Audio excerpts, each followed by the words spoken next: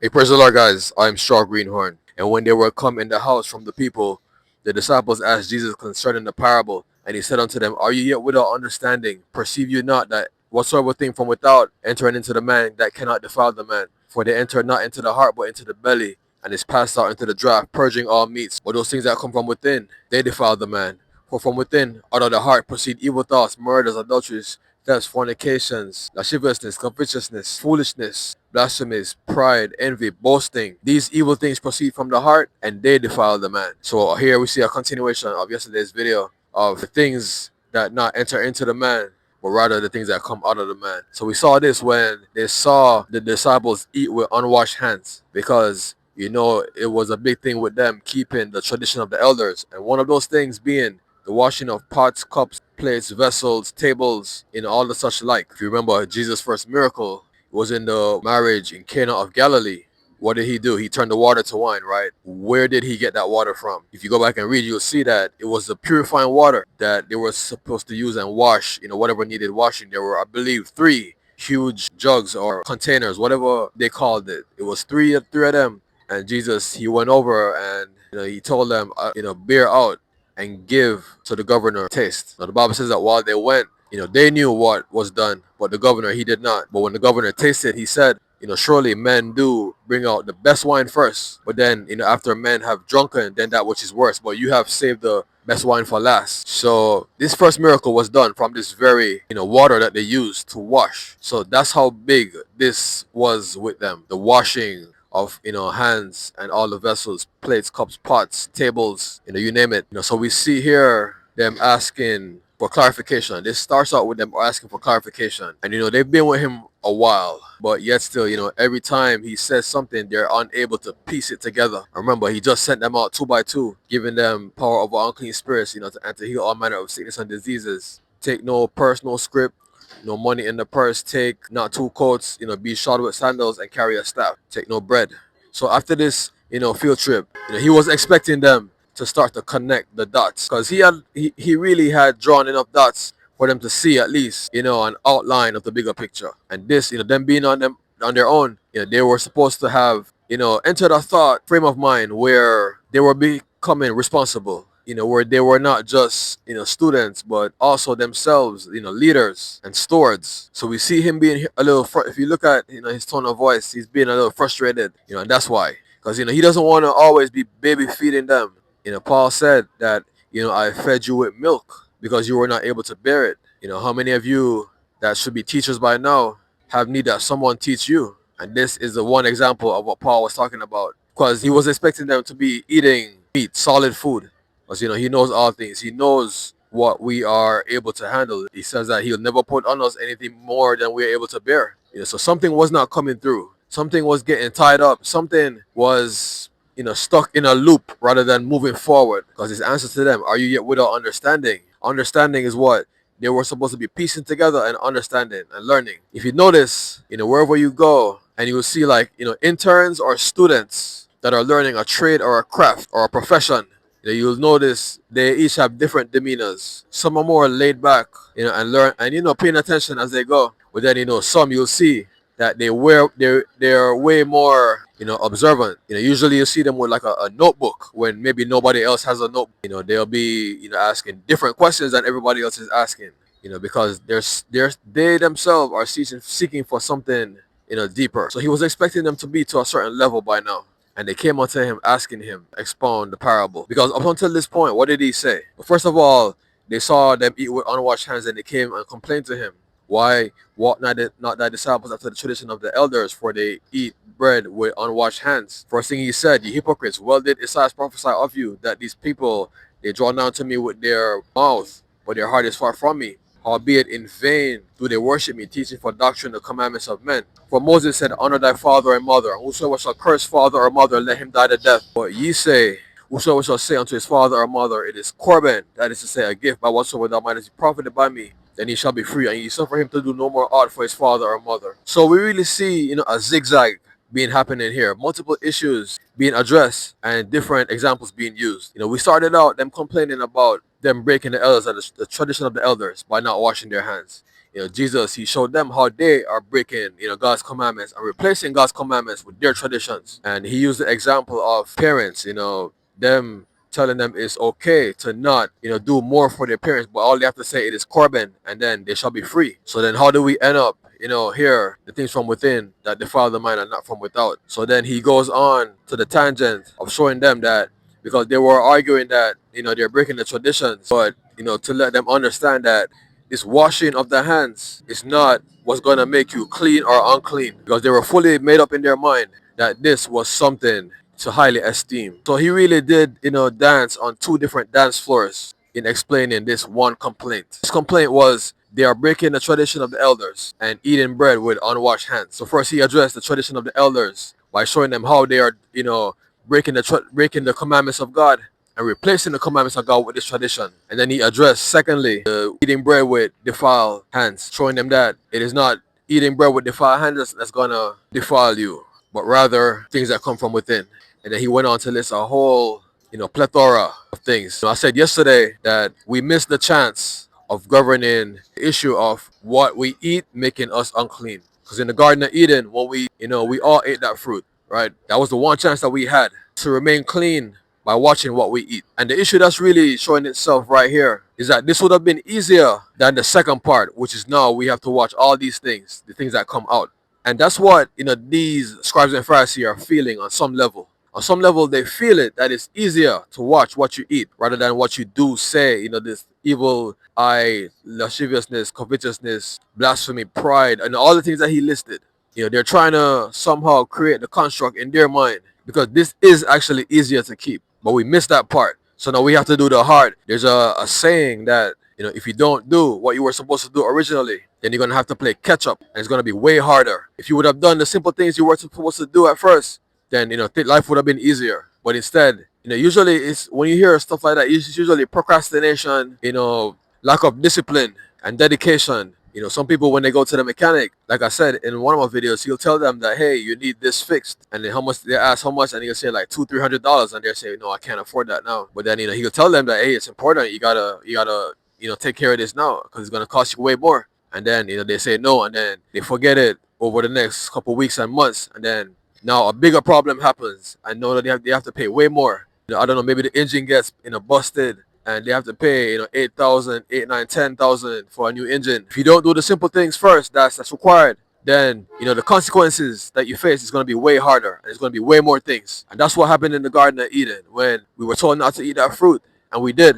So now these are all the things that came out. I know we have to watch all these things because it's no longer the issue of what we put in that makes us unclean because that's already passed. So now it's what that comes out. And they are feeling this here. And that's why, they're reaching for the easier thing. That's actually what they're doing. They're actually reaching for the easier thing. Whether they, consciously or, subconsciously are able to identify and realize and understand this, that's what's, going on here. But what they fail to understand is that we missed that chance. We missed that chance. We all did. Not only we have to watch what what comes out. Now Jesus had to die. He had to be crucified. The perfect Lamb of God slain from before the foundation of the world, to reconcile us, back to God. If anyone has a greater reason, to be upset by this, principle and fact and premise, it would be him. Because, we have to watch what we do and say, right? But look what he had to go through. There are some things in life like that. You ever had a feeling about something and you couldn't quite put, your finger on exactly what it meant, but then something happened afterwards. And whether you had, the insight to be able to recognize that, that this is what I was feeling that was coming. They call it like the sixth sense. That's what these Pharisees are feeling here on the deepest level. Trying to travel back in time and reverse things, play catch up to the fact that we did not watch what we were supposed to eat in the Garden of Eden. And he keeps emphasizing it. It's not the things that go into the man. How many times has he said it now? I'm counting like maybe 5 or 6 times. It's not the things that go inside the man, but the things that come out that defile the man. So they brought up really 2 issues. This one statement, and you gotta love Jesus, his intelligence. You gotta love his insight. You gotta love how, if you ever walk into a store and you had an issue, and you tried to speak to an employee about it, and you could tell that, they weren't, understanding what you were saying, but then they got the manager, and the manager was able to, relate to you on all the levels that concern you. Remember, Jesus is Lord. He is the good shepherd. He once compared, himself to a hireling. He said that the hireling, the person that's paid and it's not, their, possessions, when he sees the wolf coming, he flees and leave the sheep, and then the wolf catches the sheep and scatters them. But he's the good shepherd that lays down his life for the flock. He is the owner. He even said, unto me the porter openeth. I leadeth my sheep out one by one. I call them by name and I give unto them eternal life. I know my sheep and am known of mine. So you see, when he's addressing things, he's gonna address everything. That he's gonna see every issue and not be like some temporary employee that will just really miss all the things that are being asked of them in that moment. Because with one statement, they were really asking two things, and he answered both. Why transgress thy disciples the tradition of the elders? That's the first thing. The tradition of the elders is being broken. And the second thing is that they're eating with defiled hands. Two things. And he addressed them both. The hireling is going to just see this as one issue, and he might not even know how to answer it. All right, so let's get into these scriptures. It starts out saying,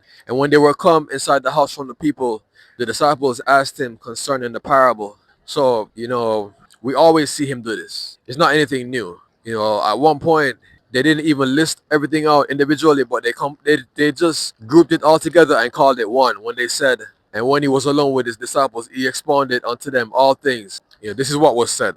So it was a usual thing that he did. So no, they're expecting it to be business as usual. But when he looks at them, he's able to see exactly where they are and what's going through their mind and what they're thinking. Because remember, he does know people's thoughts. So the place that he saw them asking from, it was not a place of, well, we know and we suspect it to be this, but we just want to confirm with you that it's actually this. No, he didn't see that. He saw them being dumbfounded. He saw them being lost and coming unto him as if they have received nothing of him. If you understand the parable of the talents, remember, he delivered unto one man 5 talents, unto another man 3, unto the last one 1 talent. And what did they do? They went out, traded with the same, and got more. So he's expecting a return at some point. He's expecting you to get really into the mind, understanding how this works. And they obviously are having trouble here, and he's getting a little frustrated with them. So when they were coming inside the house from the people, so now here's a separation. It didn't say whose house. We've seen him go inside Simon Peter and Andrew's house so far. We saw him go home to his own house. But then when he goes into a house like this, it doesn't name the person. We know he did dine with, was it Nicodemus or Zacchaeus? No, it was Zacchaeus that ran up into the tree because he was little of stature. And he said, I must dine, come down, I must dine with thee today. So when he was coming inside the house, they asked him, because he had told them that unto you it is given to know the mysteries of the kingdom of heaven, but unto them that are without, all these things are done in parables, so that seeing they may see and not perceive, hearing they may hear and not understand. Because these things are given unto you, not them. So they were careful always to ask him these things when they were alone, lest any would overhear, and then I don't know. Not that they would be able to put anything together, not that it would benefit them, but it's just what happened. They always asked him when they got alone. So this is really the second time, concerning this parable, this, really complaint from the scribes and Pharisees that we see him, separating with the people. Because, after they first said it, and he gave them the whole, deal about, when he said, well, did Isaiah prophesy of you, you hypocrites, you draw nigh to me with your mouth, but your heart is far from me. Howbeit in vain do they worship me, teaching for doctrine the commandments of men. When he spoke to them directly, that he kind of separated and he called the people unto him, and he said, hear me and understand that nothing entering into the man from without can defile him, but only those things that come from the man, they defile him. So there was already a separation and an explanation, and that's why that's where the frustration is coming from right here. Because now when they get inside the house, so I'm imagining when he called, because it said he called them unto him, away from the scribes and Pharisees. I'm assuming that they were not there when he was speaking this. So he was expecting that, it to have been answered, because he did answer them.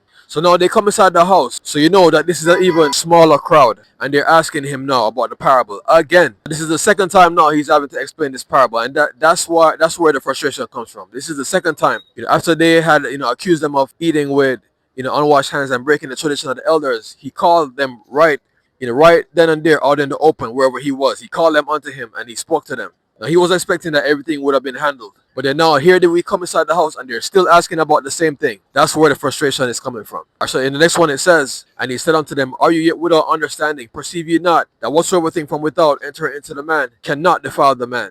I gave you the answer. Like I said, he always afterwards, broke it down for them. And he did. So now the question, are you yet without understanding? If we explore that statement, or rather that question, we'll see that he already told them that the things that go into the man don't defile the man, but the things that come out of him do. So understanding, what is understanding? Proverbs says that a wise man will hear and increase in learning. So you see, whatever he hears, he's able to add to it. And it's the same thing that I was trying to explain about the parable of the talents. Because he that had gotten 3, he went out and got 3 more. Bob says he went out traded with the same, got 3 more. He that got 5 went out traded with the same and got 5 more. So why are you guys unable to go out and trade with the same or what I'm giving you and get the same amount and more? So are you yet without understanding? I remember in high school we had a test, an exam, and the teacher wasn't really paying attention. I don't know what was going on, but the boys in the back, they were sharing answers, and I was right there with them. I was one of the smarter guys in there, and I was helping some of them. But it wasn't only me that was helping. It's like it was a group of us and we were talking. But then one of the guys, he wasn't really so sharp. So like for each question they would ask, like they would say, what's the answer for number 3? And the question would be, what was the importance of the battle? I'm gonna make something up. What was the importance for the battle of Gethsemane? And then we'll say, well, it's when he lost his shoe and then the horse couldn't start. And then they'll say, oh, yeah. So you say just a couple things. And then, they'll get it. But then there was this one guy that couldn't help him. You had to give him the whole thing. You had to start from start to end. The whole thing you had to give him. So that's kind of what's happening here. Because he gave them, the little bit. And they were supposed to finish it. But that's not working. He has to go and tell them the whole thing. And that's why he's frustrated. So are you yet without understanding? Perceive you not that whatsoever thing, anything from without entering into the man cannot defile the man.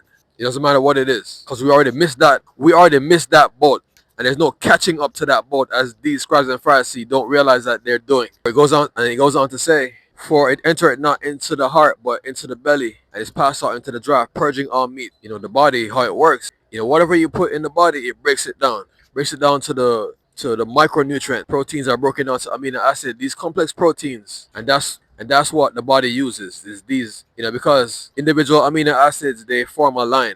And then that line is folded into a shape. And then, different shapes are combined together and bonded together. So when you're eating, like meats or anything with proteins, and that's just protein, it's the same for the rest of them. It has to first break it down from the combination of different, shapes. And then it has to break those down to the lines. And then it has to chop the lines up into the individual amino acids. So you see, whatever you put inside the body, when it gets processed, it does not keep the same shape or form. That's why, when I see certain things being sold and I look at it and they're saying that, well, it's just going to go in the body and fix whatever is wrong. I understand that. You see, this thing that you're consuming is going to be broken down to the individual. It would be like eating a house and then thinking that when it's absorbed into your blood, it's going to be the same house. No, the house gets broken down into bricks. It's bricks that get absorbed into your blood. The bricks that get absorbed. So no, these bricks can be used to build anything. It can be used to build a pool, a statue. It can be used to build a different house. It probably will not build the same house. So anything that goes into the body, it gets broken down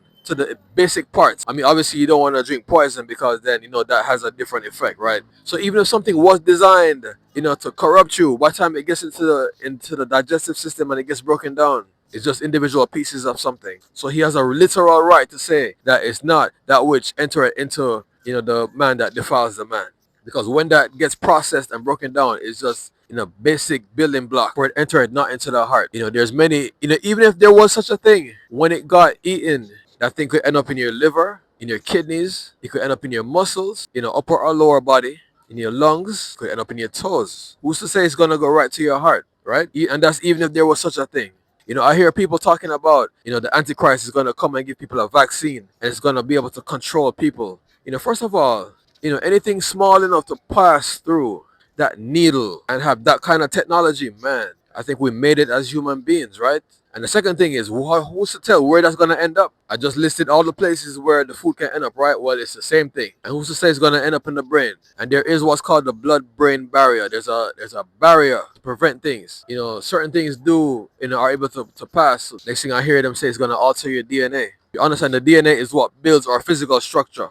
Altering the DNA to control a person. For every house that's built, there's blueprints down at City Hall, right? Or the government building, whatever that keeps them. You trying to change a person's DNA, control them, is like you going inside that where the blueprints are, and then you changing things on the blueprint. and then just having it change things in the house. No, the house is already built. It's a lot of errors that's going around. So it doesn't enter into the heart, or in this case, the mind. When they say the heart, they really mean the mind, right? But it goes into the belly, it gets broken down, and then whatever is useful, the body uses it, and then whatever it doesn't want, it discards it. So you guys are here worrying about foolishness. Whatever the body doesn't use, it throws it away. It doesn't have an effect like you guys are trying to say it does. But I'm showing you how you guys are replacing the laws of God with the traditions of men, and how you're over exaggerating this washing of hands when you have so many injustices going on. You guys are devouring widows' houses, leaving them. How did they survive?